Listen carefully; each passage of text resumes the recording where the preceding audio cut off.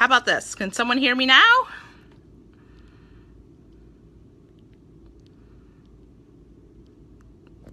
Can you hear me? Anybody?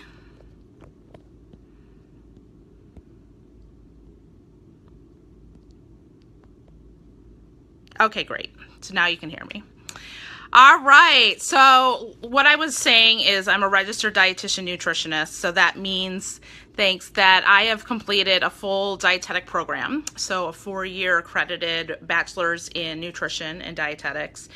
And then I actually did a full year dietetic internship and took a registered exam to become a registered dietitian nutritionist. So I have the education and the knowledge to disseminate nutrition information. So a lot of the advice or information you might get on the internet might be from people that don't have this background and might have gotten an online degree, so don't have a lot of the nutrition background and education that a registered dietitian does. So the new information I want to give you today is more based on the science, what we know from studies, not from what works for me or what worked for one of my patients, but what we see in research studies and what the research shows. So let's talk about, what I want to talk today about is soy and gluten, dairy. We could talk a little bit about very low carb diets, and we could talk about fruit, and maybe even talk a little bit about paleo and keto diet. So if you have some questions specific, feel free to list them below and I'll try and answer them either on this segment now or throughout the day in the comments, okay?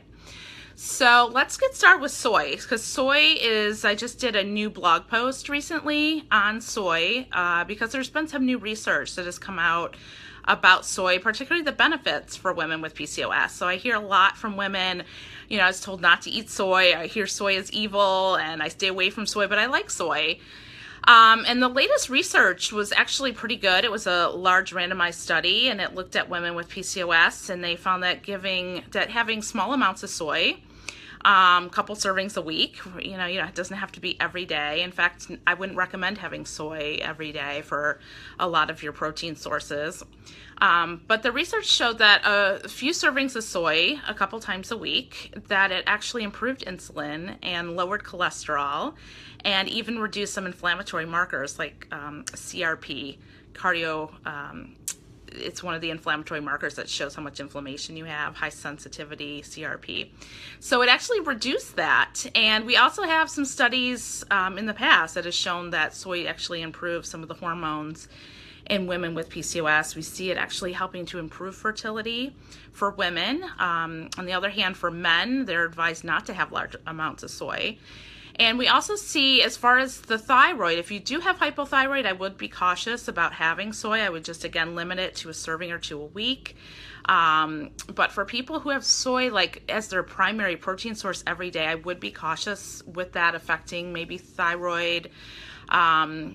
But moderate amounts of soy, just 1 or 2 servings, having a serving of edamame, having a serving of tofu or tempeh. Tempeh is a fermented soy. This is what the Asian cultures typically would have, that it actually might be beneficial to you. So there's no reason, if you like soy, to totally avoid it or be scared of it.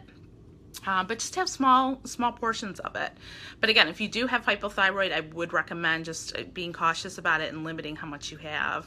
But if you're trying to get pregnant or want to use it as an alternative protein source that could even bring down your cholesterol, especially LDL, the bad cholesterol, it's totally fine. So the next question is about gluten. So gluten gets a lot of questions because I think it's heavily promoted for women with PCOS to eat a gluten-free diet.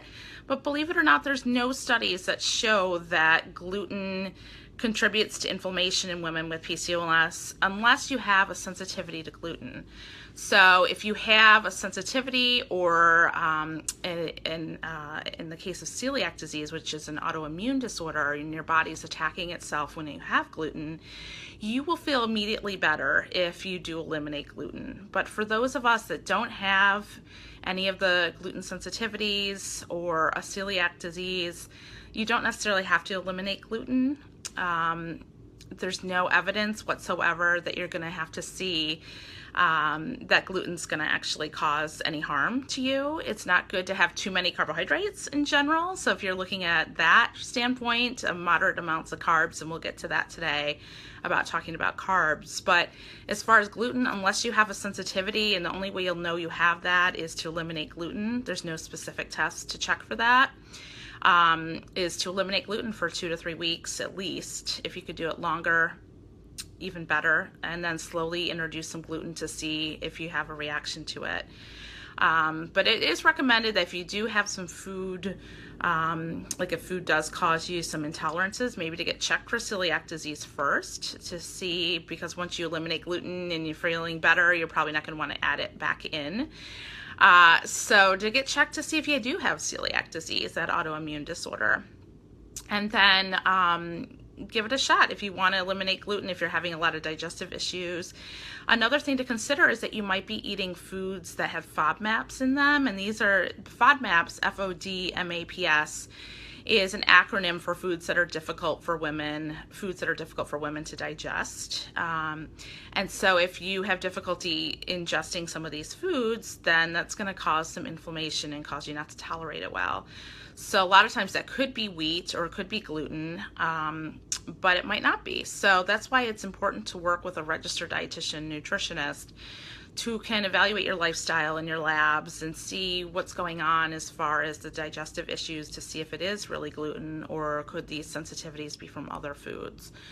So again, gluten is not evil for women with PCOS unless you do have an intolerance or if you do have celiac disease. It's not going to cure PCOS. I have patients certainly that have adopted a gluten-free diet and they still have high testosterone, they still have acne, they still have hair loss. So it's not a cure for PCOS. Okay, so going on to dairy, we do have a good post on the PCOS Nutrition Center about dairy.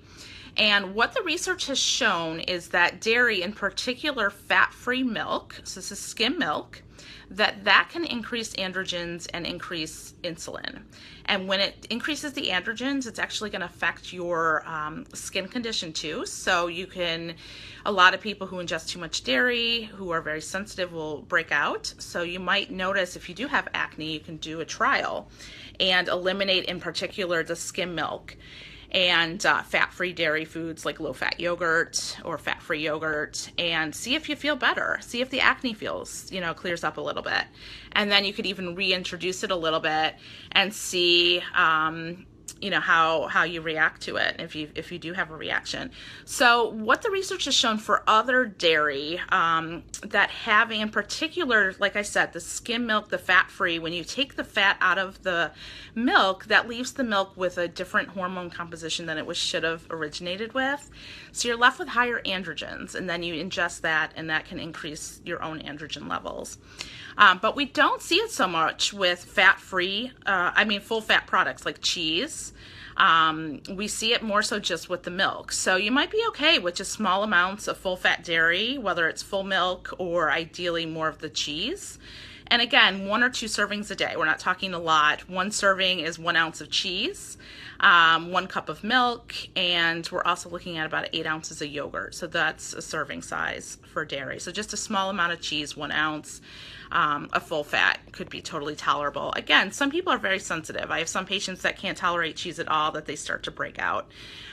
So everybody's different. And again, I recommend consulting with a registered dietitian nutritionist. So just to see, based on your lifestyle, your labs, what kind of foods that you should eat, what's recommended for you. So we don't believe in a one-size-fits-all diet for everyone with PCOS. So it's very individualized. Okay, so I see some comments. And we do provide nutrition counseling, both myself and Natalie. We both have PCOS and we do virtual counseling. So whether it's over the phone or online, we can definitely do that if you don't find a registered dietitian in your area. So let's go on to very low carb diet. So a lot of women feel that they have to totally eliminate carbs and carbs are evil for PCOS. And it's actually not true at all. And there's a lot of problems with eating too little carbs. The first is that you're hungry more, and that can lead to binge eating and increased cravings. So what's important is to focus on the best quality types of carbohydrates, and that's going to be unrefined whole grain carbohydrates such as oats, quinoa, kamut, other grains like brown rice, wild rice, sprouted grain, things like that is going to be a lot better for you than the processed carbs. So all the white products that are made with a lot of flour and rich flour, and a lot of those products that don't have a lot of fiber. So what we see in a lot of these studies, that even up to 50% of your calories coming from carbohydrates, if they're coming from these low GI, unprocessed, high fiber carbs, that they actually can benefit women with PCOS. They can offer a lot of antioxidants, a lot of fiber that can actually bring down your insulin. So when we talk about very low carb diets, we're talking about carbs that are under 30% of a total calorie diet. So if your carbs are under 30%, you're considered a very low carb diet. And a moderate amount would be maybe 30 to 50% of your calories from carbs. And again, everybody is different. Everyone's going to respond differently. Some women, I know some of my patients need a little bit of carbs at every meal to keep their blood sugar stable. But the important is to get the high fiber, whole grain carbohydrates in there and avoid the processed. And just small amounts at each meal. You don't want to have all your carbs at once. You want to spread them out. Fruit gets a bad rap. I'm asked a lot about fruit, what kind of fruits are good or bad, and really all fruits are great. They provide a lot of vitamins and minerals. The key is you want to eat the fruits that have the skin on them, mostly because they have a lot of fiber. And they also have a lot of antioxidants, and they have a lot of nutrients like magnesium that can bring down your insulin levels. So fruit's important. It is a carbohydrate food, but you want to space it out. Fruit is great as a snack. If you're having, for instance, a salad for lunch, you don't have many carbs, then you can add some fruit in. That would be a great complement to a salad with a lot of protein and some healthy fats in there. So again, fruit, another big myth is that women with PCOS shouldn't eat fruit. And the studies do not show that. If you Google DASH diet for PCOS, the DASH diet's always voted the best diet out there by Consumer Reports each year because it's focused on a lot of fruits and vegetables. The DASH diet stands for Dietary Approaches to Stop Hypertension. It was originally designed as a diet for people with high blood pressure, hypertension. And what they find is all the nutrients, again, from eating a high fruit and vegetable intake can help to bring down not only blood pressure, but we see it for insulin and cholesterol too. So it's really important for women with PCOS to get the right nutrients in. I find too often that women with PCOS are focused more on foods that they shouldn't eat instead of foods that they should eat, like the healthy fats, the whole grain carbs, and good amounts of fruits and vegetables as well. So I hope that gave you some good direction and where to go. Again, we have a lot of blog posts about these areas that show the research and the studies. I'm not recommending anything that works for me or didn't work for me, but I'm basing it on the research and what we have available. And sometimes being too restrictive and fearing foods, as a dietitian, it's awful to see that. It's awful to see women being scared of fruit or being scared of a food that's going to really help them. So if you're concerned about your own diet or have questions, definitely visit our website, which is PCOSnutrition.com. And like I said, we do provide nutrition coaching to women virtually. So if you don't live in our